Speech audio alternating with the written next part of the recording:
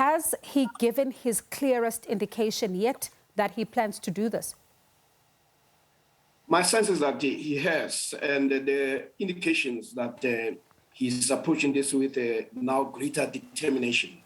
In a meeting with traditional leaders this weekend at a family gathering, the leaders in the area indicated that it's time for him to lead.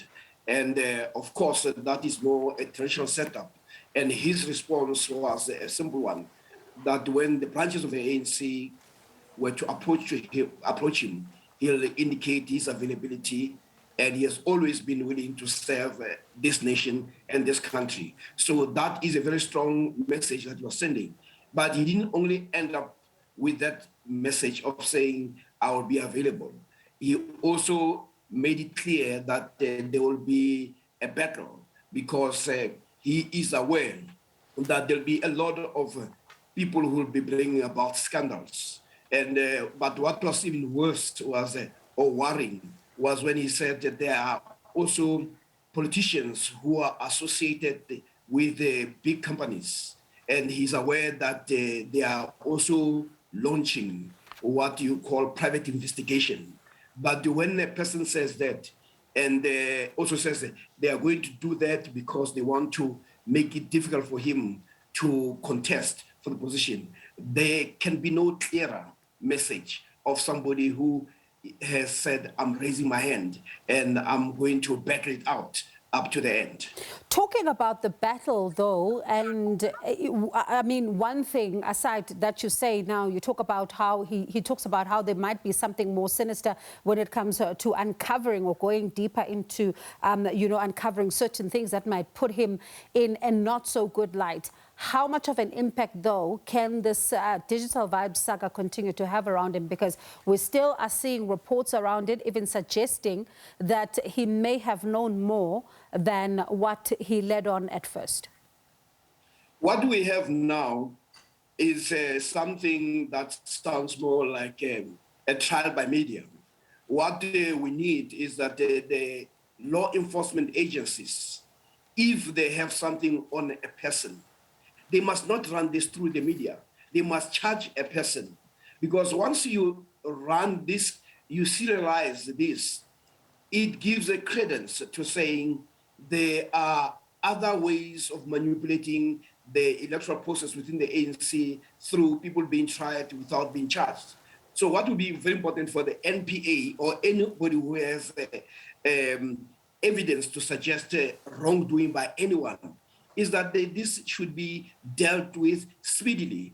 Already there are comments in KZN where they are saying, we know as a matter of routine that whenever there are leaders who are going to run for a contest, there'll be investigations, and we will not be surprised when the person is charged. And one must read this also within the context where the branches in KZN have rejected this so-called step aside by electing people who are themselves facing a legal challenge where they've been charged. I mean, the case of the former mayor of eThekwini, the fact that she would win despite being charged, it's an indication where people are beginning to say maybe the state organs are being used to make a determination of who becomes a leader. So Zweli Mkhize is also making the same suggestion that now I've got to be answering a lot of things, and that there'll be a lot of things that are going to be unearthed.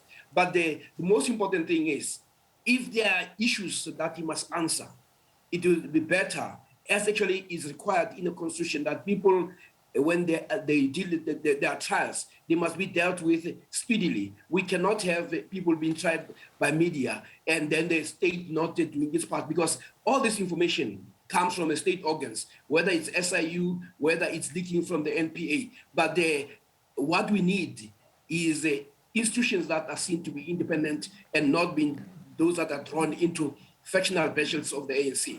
Prof, you talk about the step-aside resolution, and we saw the NEC pronouncing on it, but we also saw reports suggesting that the NWC may have also touched on it and bickered about it. How much of this apparent indecision around this particular resolution going into conference could then also pave way for him to then be able to contest? Well, the fact that you have the NWC that is supposed to carry orders, almost implement what comes from the NEC, almost second-guessing the NEC's decision on this matter, simply indicates that they might be saying, maybe we need to look at this. Maybe the concern that people have that the state organs are being used, maybe there might be something in it. So you cannot have a party where some people are charged and then they remain in the running, in the leadership, and you have others who are charged and they are forced to step aside. So this inconsistency and this indecision by the NWC does not indicate or give a sense that the party has almost done all the homework to be able to deal with this issue of corruption. But most importantly, when you have people who are going to be leading, who know the ANC, like Mkhize, beginning to say that, maybe he's aware that it has become a modus operandi. That's why I'm saying that it's very important that the law enforcement agencies act swiftly when there is suggestion of corruption. But in doing so, there must be consistency. You cannot be targeting certain individuals and at the same time ignoring others. So, Prof, you know, there are certain people who are asking questions around the political dynamics that would then be added by Amabutho and Izinduna, because we saw them presenting him with a leopard skin, a symbol of their support. And others are saying, but where do they fit into all this? Because they're not part of, delegates, they're not part of the ANC, etc. But they do really occupy an important place. So let's talk about the symbolism then of them throwing their weight behind him. When you deal with KZN, you cannot ignore the fact that most of it is rural, and the people there are also under the chiefs. And when you have a number of chiefs, these, remember, are also voters, and who also get their orders from what is perceived to be a way to go. The ANC that is concerned about support cannot ignore these voters. So Amabutho and also traditional chiefs who are there play a major role. And Mkhize has seen that, and he has also said in the response, mainly to your question, to say, I thank you for support, for raising the issue, but I'll wait for the branches. And if they approach me, then I can tell you there is no way that I'll say no to them. I'm going to say yes, because I've never refused a task that is given to me.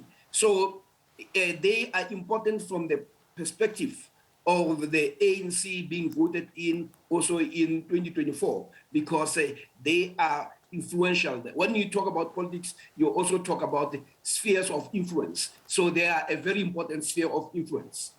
All right, Prof, always a pleasure. Thank you so much for talking to us this afternoon and giving us a sense of how things may unfold here going forward. That's Professor Sipho Seepe, a political analyst. Let's take a recap of the headlines now.